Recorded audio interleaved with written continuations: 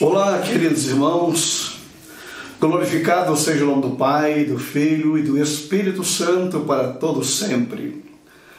É um prazer imenso poder estar com você aqui neste horário e vos transmitir a mensagem da Palavra de Deus. Esta palavra que ela é viva e eficaz, que produz o efeito desejado. Palavra que veio do céu diretamente aos nossos corações. É o alimento para a nossa alma, é luz para o nosso caminho, é antídoto contra o pecado. De que maneira poderá o jovem manter puro o seu caminho? Observando a tua palavra. De maneiras que o crente sincero, ele não pode prescindir da Escritura Sagrada, porque aqui é que nós cuidamos encontrar as palavras de vida eterna. E nosso assunto de hoje é justamente por que ficar em casa? Por que ficar em casa? E nós vamos basear o nosso texto, a nossa palavra, a nossa mensagem hoje, baseado no texto da Escritura Sagrada, que nós encontramos aqui no livro de Juízes. Juízes, no capítulo de número 6. Onde nos declara o seguinte a Escritura Sagrada, preste-me atenção. Fizeram os filhos de Israel o que era mal perante o Senhor. Por isso o Senhor os entregou nas mãos dos midianitas por 7 anos. É justamente aquela célebre pergunta, por que que Deus entrega o seu povo? Por que que Deus entrega o seu filho? Você sabe que a quem muito é dado, muito é exigido. Não existe um povo na face da terra que tenha recebido tantas dádivas divinas, tanta iluminação celestial, tanta orientação vinda do céu de que o povo de Israel. Quando você vê Deuteronômio capítulo 28, ali você vê claramente o Senhor declarando, olha, se você fizer certo, a bênção vai correr atrás de você e vai te alcançar. Mas se você fizer o que é errado, então Deus ele mostra, ele orienta, para depois ninguém sair por aí dizendo que não foi orientado por ele, que não foi, que ele não teve uma palavra de orientação para o seu povo. Não, não tem nada disso. Então nós observamos aqui que os filhos de Israel fizeram o que era mal. Aí está, saíram do plano. Saíram do caminho, se afastaram do projeto divino. Então o Senhor, para dar uma lição neste povo, disse simplesmente que o Senhor os entregou nas mãos dos midianitas durante 7 anos. Não são 7 semanas, 7 meses, são 7 anos. Você sabe o que significa? E ser fustigado pelo adversário durante 7 anos era tempo suficiente para refletir e saber o que é que estavam fazendo. E diz aqui o versículo 2, que prevalecendo os domínios dos midianitas sobre Israel, fizeram estes para si, por causa dos midianitas, as covas que estão nos montes e nas cavernas e as fortificações. Este é o papel da pessoa que vive no pecado, que vive pecando. A atitude dela é andar se escondendo, é querer fugir da realidade, é não ter aquela hombridade de encarar a situação. Mas diz aqui a Bíblia Sagrada que em lugar deles se arrependerem, não, fizeram para si covas e cavernas que estão lá nas montanhas para se esconder. O medo, o pavor toma conta do pecador. Aquela pessoa que sabe que Deus se afastou da vida dela, isto é um martírio muito grande para qualquer ser na face da terra. Porque o que nós mais almejamos neste mundo é viver na comunhão do Pai Celestial. É ter um procedimento, é ter uma atitude que glorifique o seu santo, eterno e precioso nome, para tê-lo sempre presente conosco. A palavra de Deus nos mostra que sem a santificação ninguém pode ver ao Senhor. Sede santo, como santo é o Senhor vosso Deus. Como é que pode andar dois juntos se não tiver de acordo? Como é que um homem pecador vai querer andar junto com um Deus que é santo? Então diz, sede santo, como santo é o Senhor vosso Deus. E aqui este povo simplesmente, o que eles fazem? As cavernas e as covas que estão nos montes, para quê? Se esconder do adversário. O pavor, ele faz com que o homem diminua, que ele se reclua, que ele se apavore. E assim a sua vida vai ser dominada com informações. Olha, cuidado, aí estão os homens que vieram para nos pegar, estão essas pessoas que estão aqui para nos maltratar, os midianitas estão aí fora, se você sair você vai morrer. E eles, nos tempos de folga, plantavam alguma coisa. Diz aqui o versículo 3: porque cada vez que Israel semeava, os midianitas e os amalequitas, como também os povos do Oriente, subiam contra ele. E contra eles se acampavam, destruindo os produtos da terra até a vizinhança de Gaza, e não deixavam em Israel sustento algum, nem ovelhas, nem bois e nem jumentos, pois subiam com seus gados e tendas e vinham como gafanhotos em tamanha multidão que não se podia contar, nem eles, nem os seus camelos, e entravam na terra para destruir. Assim Israel ficou muito debilitado com a presença dos midianitas. Então os filhos de Israel, eles clamavam ao Senhor. Então os filhos de Israel clamavam ao Senhor. Você pode imaginar o clamor de uma nação que está ali subjugada pelo adversário, se encontra nas cavernas com medo. O pavor tomou conta de todos naquela hora.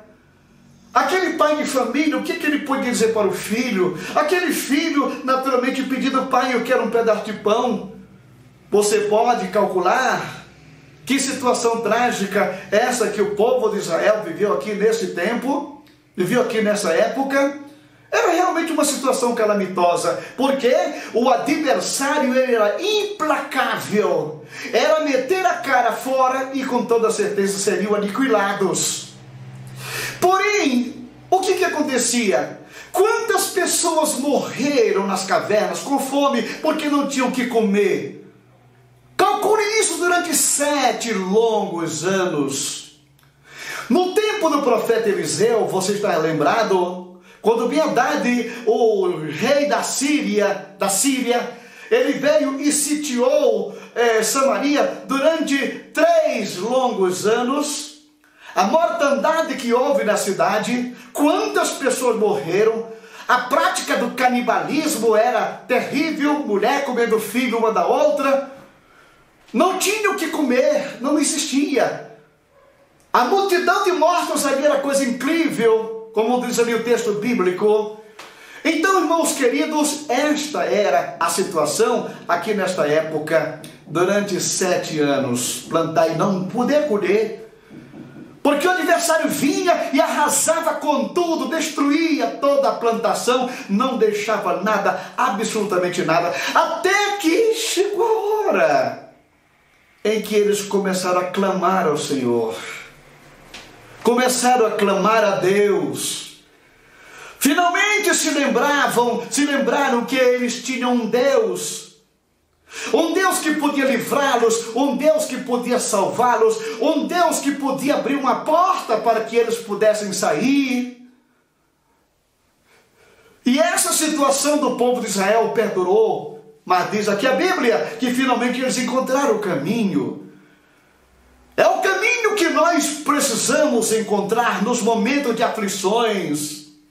É o caminho que nós precisamos, é a porta que nós precisamos abrir para entrar nos momentos de angústia da vida, dos dissabores. E eles procuraram agora o caminho certo. Eles foram realmente, nesse momento, buscar, clamar ao Senhor, como diz aqui a palavra de Deus.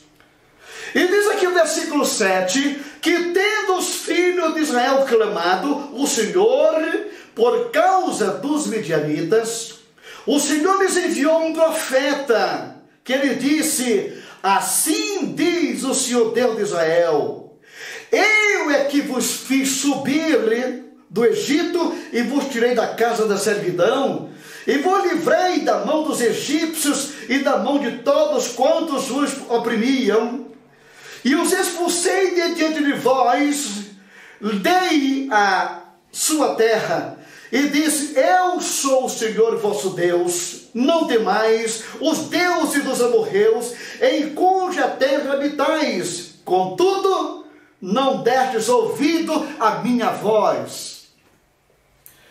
Você está vendo aqui onde é que estava o pecado do povo judeu nesta época? Por que Deus permitiu que o inimigo pisasse sobre ele, irmão querido? Quando o povo de Deus, ele se une com Deus, não tem adversário que se aproxime, nem o mal chegará à tua tenda, porque os seus anjos, ele dará ordem a teu respeito. Então nós precisamos entender perfeitamente o que foi que nos tirou da presença de Deus. O que é que causou tanta atrocidade no mundo daquela época e no mundo atual?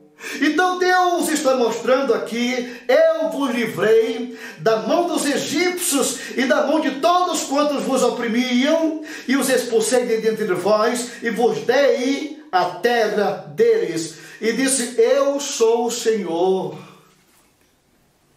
Eu quero que você não esqueçam isto.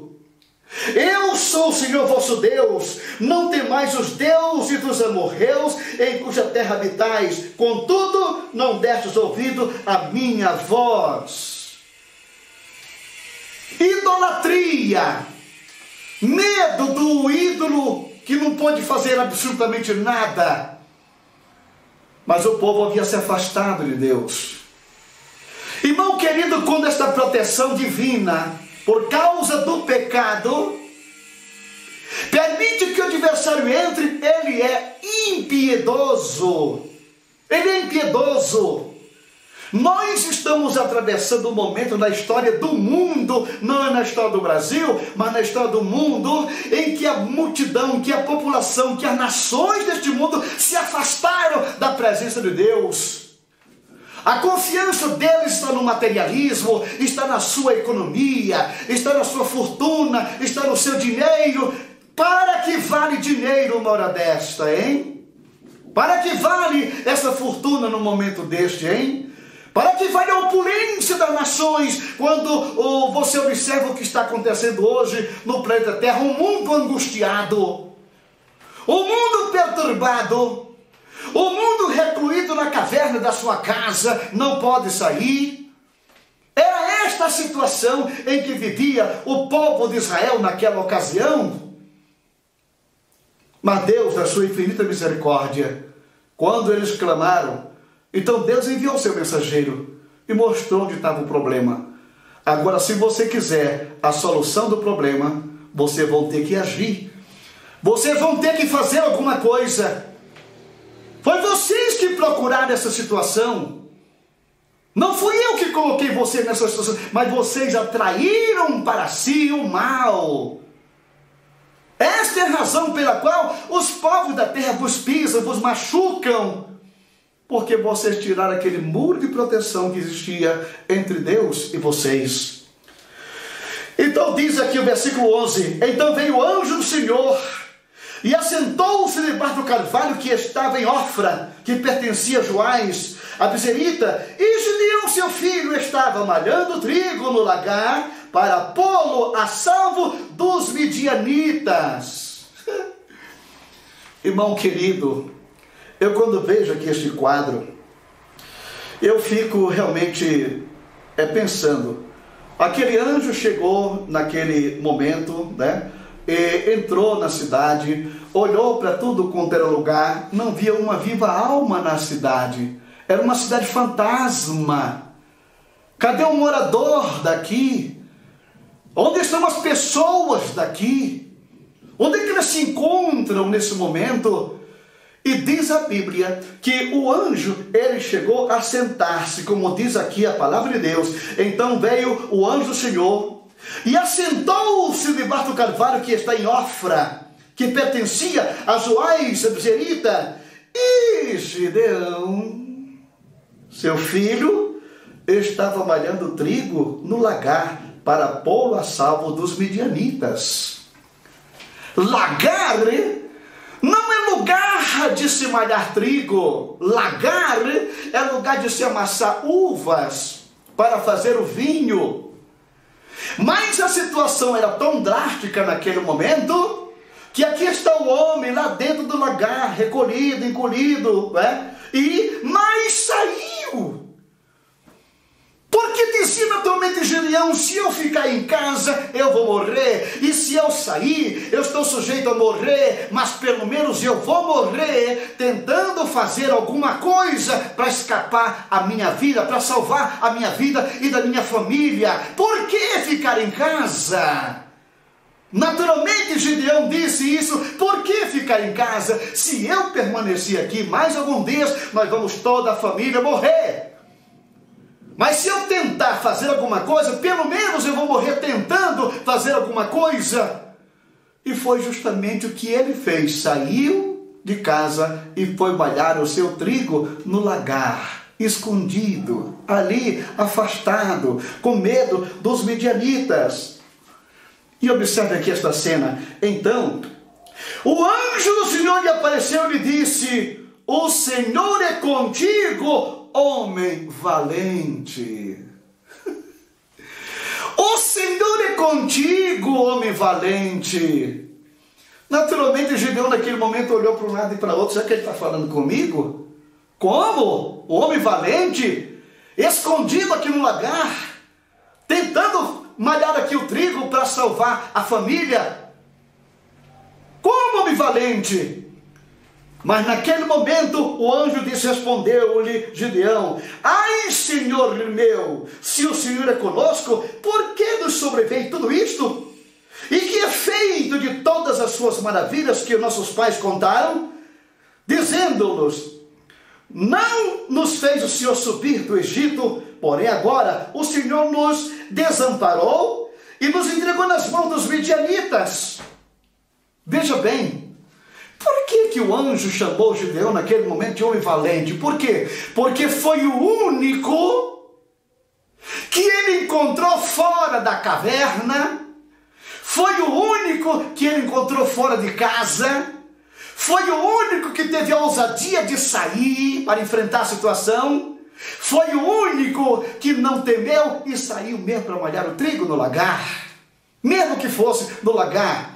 É por isso que o anjo chamou ele de homem valente. Por quê? Porque foi o único que teve a coragem, que teve a ousadia de sair de casa e procurar uma forma de não morrer de fome.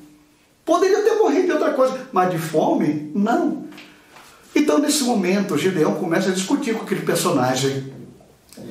E diz ele aqui, respondeu Gideão: ai, Senhor, se o Senhor é conosco, por que nos sobreveio tudo isto? Por quê? Se o Senhor é conosco, por que nos veio sobre a situação sobre a nossa nação aqui agora, esse opróbrio terrível? Por quê?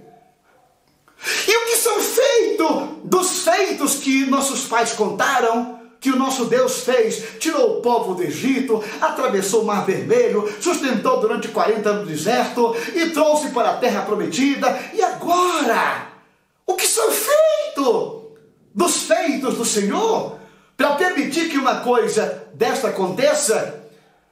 Então, olha só o que o anjo declarou para Gideão aqui nesse momento. Então se virou o Senhor para ele e disse: vai nessa tua força e livra Israel das mãos dos midianitas. Porventura não te enviei eu?